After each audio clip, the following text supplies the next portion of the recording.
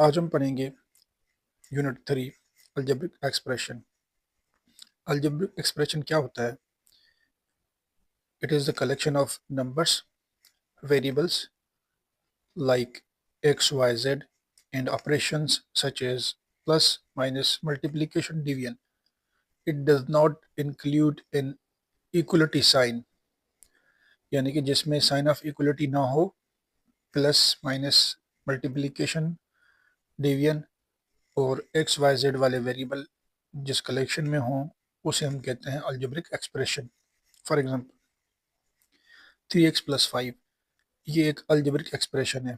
2y² - 4y + 7 ये भी एक अलजेब्रिक एक्सप्रेशन है, क्योंकि ये कलेक्शन है जिसमें वेरिएबल भी हैं और कांस्टेंट भी हैं और प्लस और माइनस वाली निशानियां भी हैं। ये अलजेब्रिक एक्सप्रेशन है और ये भी अलजेब्रिक एक्सप्रेशन है, क्योंकि यहाँ पे ए और बी ये वेरिएबल हैं और ये भी अलजेब्रिक एक्सप्रेशन है। ये अलजेब्रिक एक्सप्रेशन के एग्जांपल्स हैं। अब चलते हैं अलजेब्रिक एक्सप्रेशन के टाइप कितने हैं। अलजेब्रिक एक्सप्रेशन की 3 टाइप्स हैं।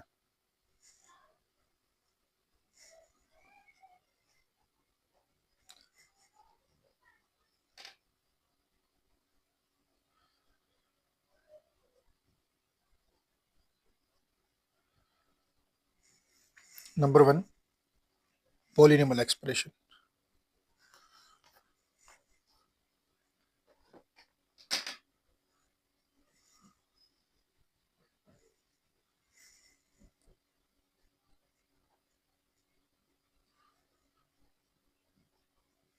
Number 2, rational expression.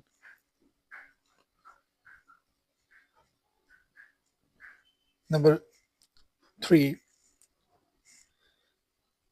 Irrational expression. Polynomial expression क्या होता है, अब हम वो पढ़ते हैं। पॉलिनोमियल एक्सप्रेशन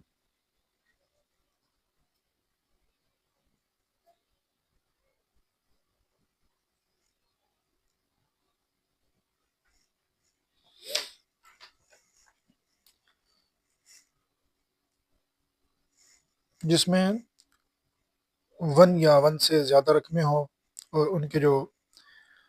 उनके वेरिएबल्स के जो पावर हों वो नॉन नेगेटिव इंटीजर हों और जो कोफिशेंट्स हों वो रियल नंबर हों।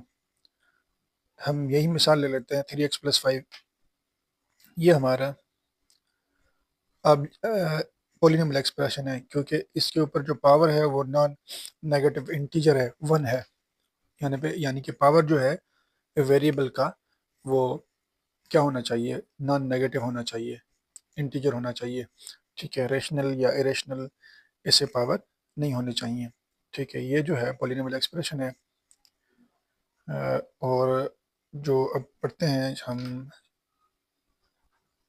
Rational expression. रेशनल एक्सप्रेशन वो होते हैं जो P/Q की फॉर्म में लिखे हुए हों। कैसे?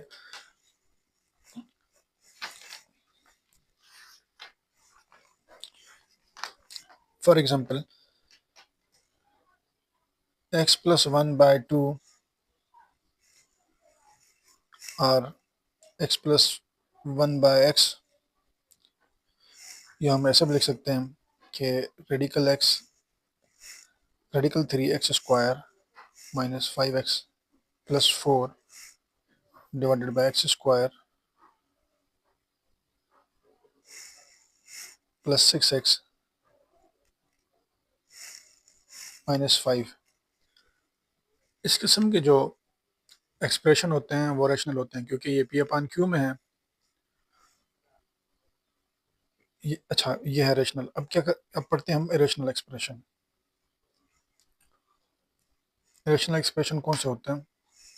जो जिसमें जो वेरिएबल हो उस वो रेडिकल फॉर्म में हो। वो किस फॉर्म में हो? रेडिकल फॉर्म में हो। ओके, कैसे? क्या देखें, अगर मैं ऐसे लिखूँ रेडिकल x + 1/2, भले ही ये अपान में हो कि या अपान में ना हो, लेकिन उसमें जो वेरिएबल है वो रेडिकल की फॉर्म में हो। वो जो एक्सप्रेशन होंगे, ऐसे जो एक्सप्रेशन होंगे वो क्या होंगे? इरेशनल एक्सप्रेशन होंगे। फॉर एग्जांपल अगर ऐसे हम लिखें तो ये भी हमारा क्या है, इरेशनल एक्सप्रेशन है। ये थे टाइप अलजेब्रिक एक्सप्रेशन के तीन, पॉलिनॉमियल, रेशनल और इरेशनल। और इसके बाद आपको मैं बता दूं कि डिग्री क्या होती है। डिग्री होता है, degree is the highest power of variable. ठीक है, यहाँ पे देखें, यहाँ पे इसका पावर क्या है, 2, ये हाईएस्ट है, इसका पावर 1 है, लेकिन यहाँ पे हाईएस्ट है 2 है, तो हम क्या कहेंगे, इसकी जो डिग्री होगी वो क्या होगी, 2 होगी। ओके, यहाँ पे डिग्री 3 है, यहाँ पे डिग्री 1 है। अगर कोई भी नंबर हो ना अकेला, यानी कि कांस्टेंट हो, ऐसे अकेला हो, उसकी डिग्री 0 होती है, क्योंकि डिग्री जो होता है, डिग्री की जो डेफिनेशन है वो है हाईएस्ट पावर ऑफ वेरिएबल। इस 5 के साथ कोई भी वेरिएबल नहीं है, तो यहाँ पे डिग्री क्या होगी, 0 होगी।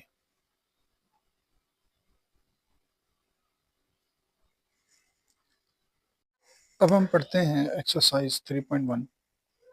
Examine whether the following algebraic expression और पॉलिनॉमियल्स आर नॉट।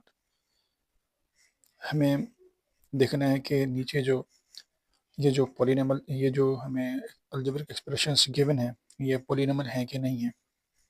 देखिए फर्स्ट वन जो है ये पॉलिनॉमियल है, क्योंकि इसके जो पावर हैं सारे पॉजिटिव हैं, ये पॉलिनॉमियल है। इसका पावर नेगेटिव है तो ये पॉलिनॉमियल नहीं है। ये भी हमारा पॉलिनॉमियल एक्सप्रेशन है, क्योंकि यहाँ पे जो पावर हैं वो सारे पॉजिटिव हैं, ये पॉलिनॉमियल है। ये हमारा पॉलिनॉमियल नहीं है, क्योंकि यहाँ पे जो x का जो पावर है रेडिकल में है।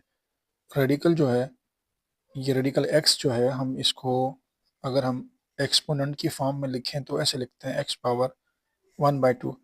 1/2 जो है ये इंटीजर नंबर नहीं है, यानी कि पावर जो होना चाहिए है वो नॉन नेगेटिव इंटीजर होना चाहिए। यहाँ पे जो पावर है ये इंटीजर नहीं है, इस वजह से हम कहेंगे ये नॉट पॉलिनॉमियल है। और ये भी पॉलिनॉमियल नहीं है, क्योंकि यहाँ पे x डिवाइड में है। इसी तरह ये जो है, ये जो एक्सप्रेशन है ये भी पॉलिनॉमियल नहीं है, क्योंकि यहाँ पे जो x है वो अपान में है। अगर ये x, इस x को हम ऐसे लिखें, ऊपर ले जाएं, 2 से मल्टीप्लाई करें, तो ये पावर नेगेटिव हो जाएगा। तो ये भी नॉन पॉलिनॉमियल है और ये भी नॉन पॉलिनॉमियल है। क्वेश्चन नंबर 2 जो है, examine whether the following algebraic expression are rational or not. ये अपान में है, ये रेशनल एक्सप्रेशन है। ठीक है, ये इरेशनल है, क्योंकि यहाँ पे जो x है, x का जो पावर है वो इरेशनल पावर है, यानी कि non non negative non negative non negative तो है, लेकिन यह है रेशनल है, इंटीजर नहीं है, तो हम कहेंगे ये रेशनल नहीं है। तो इरेशनल है। रेशनल को कैसे लिखते हैं, क्यू से लिखते हैं। ये हमारा है रेशनल और ये इरेशनल। क्यू कॉम्प्लीमेंट का मतलब है इरेशनल, और फॉर रेशनल। ठीक है, ये हमारा रेशनल है क्योंकि अपान में है। ये हमारा इरेशनल है क्योंकि यहाँ पे जो एक्स का जो पावर है वो रेडिकल में है।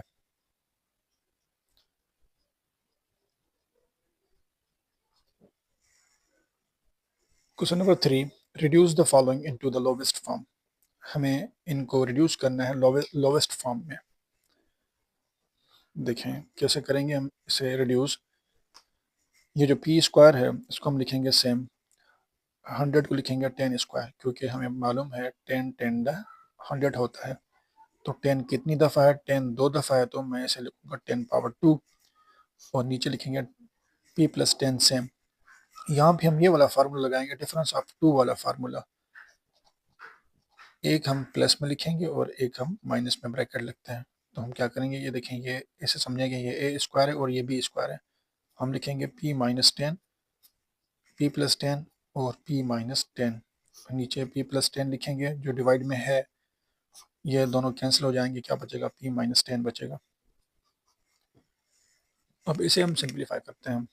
यहाँ से देखें कॉमन क्या है, 3 कॉमन है और दोनों में a कॉमन है।